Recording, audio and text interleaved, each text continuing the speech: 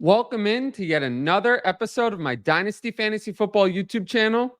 We're going to wrap up the NFL free agency news and cover the Justin Fields trade. If you like what we're doing here, make sure to like, comment, and most importantly, subscribe to the channel.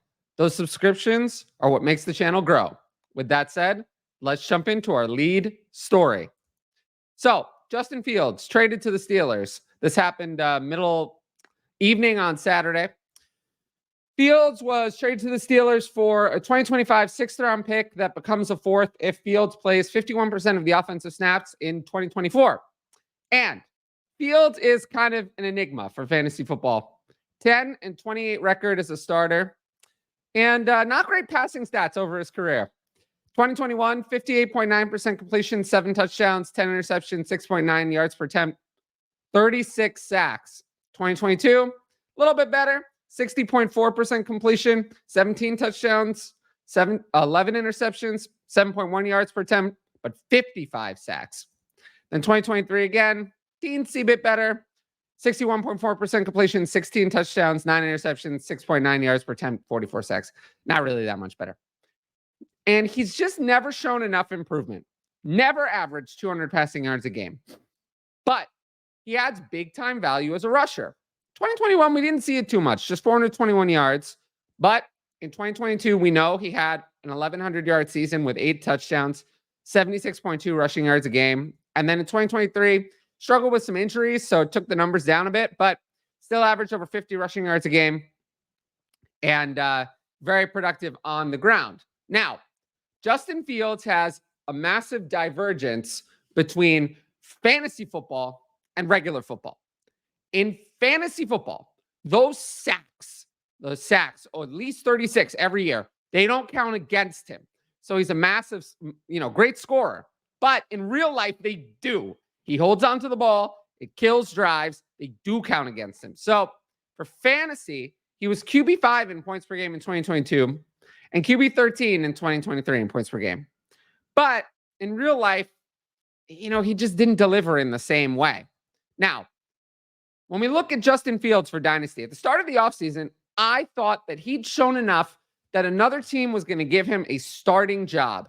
Clearly, that was not the case. That was not the case. There was no market for another team to come in and name Fields as their clear starter.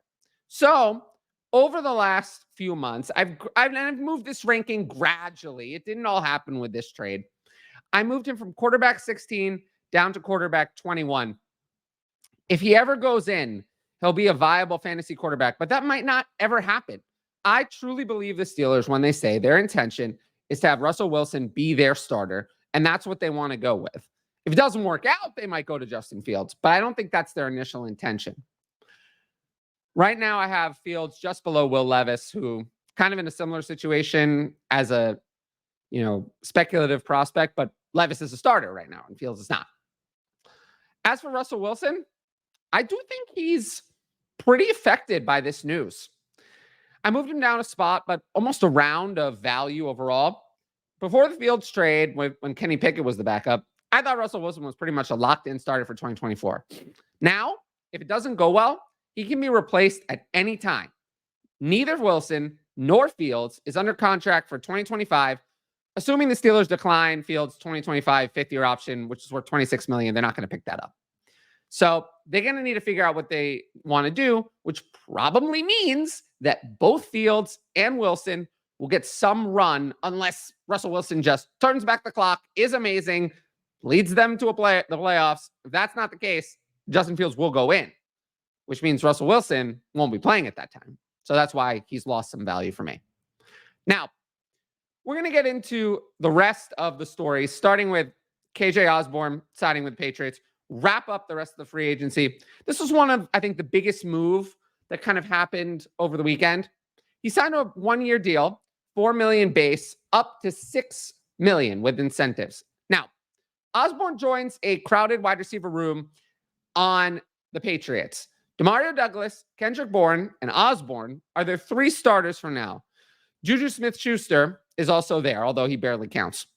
Of all of the players I just listed, if you look at the last 3 years, the 3 years that Osborn has actually done anything. He's the most accomplished over the last 3 years. He's been very consistent. 50 catches, 655 yards, 7 touchdowns in 2021. 60 catches, 650 yards, and 5 touchdowns in 2022. And then 48 catches, 540 yards, 3 touchdowns this year with inconsistent quarterback play. Now, I did mention Osborn as a dynasty stash in the past. I was hoping he'd go to a better situation, but this is also a situation where he's an opportunity to earn a real role. The wide receiver depth chart is weak. Smith-Schuster, he's washed. I don't think he's part of the equation. And Douglas had similar numbers in 2023 to Osborn. I do think he has more upside, but Osborn has more of a track record of consistency. So let's look at some dynasty values. I moved Osborn up 2 spots because of this signing. He got a job, and it's a job that comes with a decent 1-year prove-it deal. But, rookie quarterback, not my favorite landing spot. Douglas, I moved down 3 spots because I think Osborn is a legitimate competitor for a role. Osborn, Douglas, and Bourne are all kind of fighting for whatever little bit of offense there is behind, I don't know, I guess whoever they draft in the second round. And then Kendrick Bourne, no change. Wide receiver 78, he's speculative already. And I do think he's was pretty good last year, so I don't want to really move him down too much. And Juju, dead. Yeah, nothing much to say about him. Pretty much every mock I've seen has the Patriots taking a quarterback at 3 and a wide receiver at 34. I do not think this Osborn signing changes those plans. So you'll have that wide receiver in the second round. And I think Osborn, Douglas, and Bourne are probably at best fighting for one fantasy relevant spot. I'd rather have the second round rookie coming in over any of those players. And most likely they all cancel out and none of them are particularly valuable. But good signing for the real life Patriots. They needed the wide receiver depth. Next up, Jimmy Garoppolo signs with the Rams. 1-year deal. Still don't even know the contract on that. So my guess is it wasn't that much. He's got a 2-game suspension to open the season. So the Rams will have to have some sort of QB3. Don't know who that's going to be yet. Maybe a rookie. So yeah, Garoppolo's going to back up Matthew Stafford. And he was not great in 2023. He wasn't great on the Raiders. 65.1% completion, 7 touchdowns, 9 interceptions, 7.1 yards per attempt. Really not all that great. But throughout his career on the 49ers, he was pretty good. 67.6% completion, 82 touchdowns, 42 interceptions, and actually really impressive 8.3 yards per attempt. That's actually really good. And if you look at his 2021 and 2022 stats, they're the same as his 49ers career, pretty much. So it's not like he was in decline before 2023. 2023 on the Raiders didn't work for him, but throughout the entire time he was on the 49ers, he was good. So I moved him up a few spots because we know that in Sean McVay's offense, if just like in Kyle Shanahan's offense, if Jimmy Garoppolo ever goes in, Matthew Stafford is 36 years old. It's very possible that he could go in. He'll be good. Jimmy Garoppolo will be good in the Rams offense. I think that's a fair statement. I'm not super excited or anything, but he should be rostered in all Superflex leagues. Just turns 33 years old in November. Now, next up, there's actually no players traded in this, but I didn't get a chance to talk about it. Vikings and Texans made a trade of draft picks. The Vikings got pick 23 and 232. Texans got 42, 188, and 25 second. The Vikings have 2 firsts this year at 11 and 23. I think they are gearing up to try to move up to 4 or 5 to jump the Giants maybe for someone like Drake May or more likely JJ McCarthy. The Texans, they accumulated more picks. I'm not sure they wanted to draft a first-round wide receiver, but we know they tried to get Keenan Allen. So I think they're going to use one of their 3 day 2 picks on a wide receiver to fill out the room behind Nico Collins and Tank Dell. Now, a few more minor pieces of news. Donovan Peoples-Jones re-signed with the Lions, 1 year up to $2 million. That's really nothing. It's not even all guaranteed. I had some hope for DPJ. He progressed throughout his career from 2020 to 2022. 14 catches, 304 yards, and 2 touchdowns in 2020. Then we upgraded, 34 catches, 597 yards, and 3 touchdowns in 2021. And I don't think people remember that he actually had 61 catches, 839 yards, and 3 touchdowns in 2022. But it all fell apart in 2023. Didn't do anything, just 13 catches and 155 yards, no touchdowns between the Browns and the Lions. I hoped he signed elsewhere, but he wasn't even the wide receiver 3 on the Lions last year. I don't think he's going to be the wide receiver 3 on the Lions this year. So you can safely drop him in your dynasty leagues, unfortunately. Now, a couple of things that happened earlier in the week that I just didn't get a chance to talk about. I'll run through them very quickly. Colby Parkinson signed with the Rams. 3 years, $22.5 million with $15 million guaranteed. That's a lot of money. I don't really understand why they did this. He has no track record to show that he's worth this kind of money. 25 catches and 322 yards and 2 touchdowns, 2022. 25 catches, 247 yards, 2 touchdowns, 2023. I really don't get it. The Rams are mostly stuck with Tyler Higbee through 2025. His contract's underwater this year, more money guarantees. So unless they're planning to do a very expensive cut or just think he's never coming back from his ACL injury, the signing doesn't make a lot of sense. Even so, it still doesn't make a lot of sense based on Parkinson's track record. This probably crushes any hope for a Davis Allen stash, who I kind of mentioned a bunch of times. The Rams just don't often play multiple tight ends. They re-signed Demarcus Robinson. Their plan is going to be to play 11 personnel like they've always done. If I had to choose one Rams tight end to stash, it probably would be Colby Parkinson, but it's just hard to see much of a path for him, especially when he hasn't done anything in his career really so far. DeeJay Dallas signed with the Cardinals. 3 years, $8.25 million, up to $10.5 million with incentives, $2.4 million guaranteed. I get it. He is a returner, but he's not even a great returner. I just don't like this move at all. I don't know why the Cardinals did this. I guess because he's a running back who has some guaranteed money, I would stash him in Dynasty just in case maybe they saw something they liked. The backups behind James Conner are Maury DiMercato and Michael Carter. These are not interesting players. So, worth a stash in deep Dynasty leagues, but that's it. DeVante Parker signed with the Eagles. We don't care. DeVante Parker sucks. I just hope this means that no good wide receivers in the draft we wasted going to the Eagles. Remember, this is a team that signed and seriously considered and used Julio Jones in a real role in 2023. So no interest in Parker whatsoever. And lastly, just because I kept hearing this talked about on podcasts, I have no idea why. Irv Smith Jr. signed with the Chiefs. Why anyone cares, I have no idea. He hasn't done anything in years. He's a clear tight end 3, but behind Travis Kelce and Noah Gray. I heard real assets being traded for Smith. You can safely ignore him. He's had so many chances. He's a total bust. No reason to roster Smith in any Dynasty leagues.